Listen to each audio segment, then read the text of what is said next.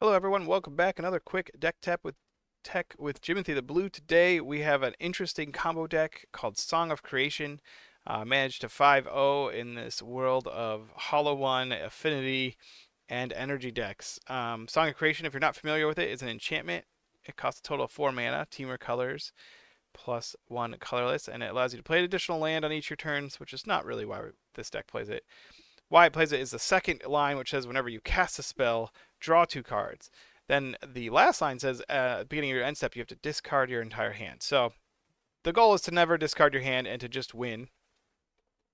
This deck is trying to draw out the whole deck. How does it do that? Well, first we have free spells. You have your gut shots, packs, mox ambers, and baubles.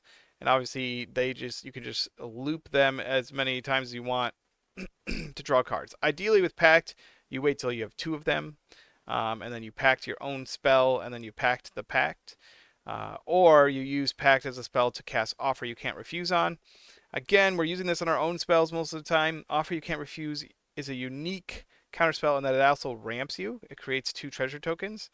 So you can turn an extra Mox Amber or a Pact of Negation or a Gut Shot into 2 treasure tokens. Once you're making treasure tokens, you can get out a Tamio or a 6, and with one of those in play, now your Mox Ambers also tap for mana.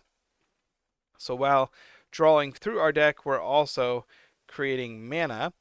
Fire and Ice is a unique card, I think, that can be used as interaction, right? The fire can help kill off some cats, keep you alive. You can tap down something and draw a card on their turn.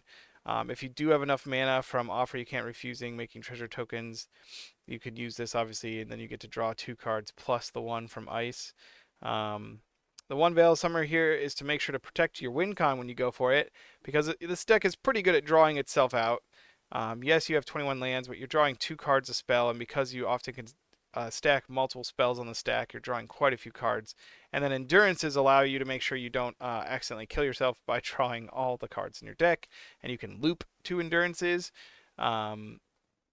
Using 6 as well allows you to replay things like your Tamios, your Mox Ambers, your Baubles, and turning, again, the lands that you draw in your hand, you get to discard, right, in order to replay free cards, and every time you play them, you're drawing 2 cards. So how do you win? Eventually you use this Wish. And again, you're doing it while holding a Veil of Summer or having already cast the Veil of Summer to make sure your spells can't be countered, and holding up some number of Pact or Offer You Can't Refuse. So you know that they can't interact with it, and you wish for the Aetherflux Reservoir on the sideboard. You cast it, and then you cast one more card because you've probably cast something like 20 plus spells, and you gain all that life. And then you activate Reservoir to win. You have a few other cards in the sideboard, right? Abrade to kill those pesky damping spheres. Consign to memory to counter those cards or ones like them. Dress down. Again, we only care about 1 turn on our combo turn, so turning off something like a Gaddock Teague. Does he stop anything? Oh, no, it's not. It used to play Engineered Explosives, but I don't know. Thalia. Haven't seen her in a while either. Collector Oof would stop our Amber and from tapping for mana, right? That sort of thing. Any problem creatures, Nature's Claim helps remove, again, those pesky artifacts that stop us from comboing, and Spell Pierce for any deck that plays counter magic along with the Veil of Summers.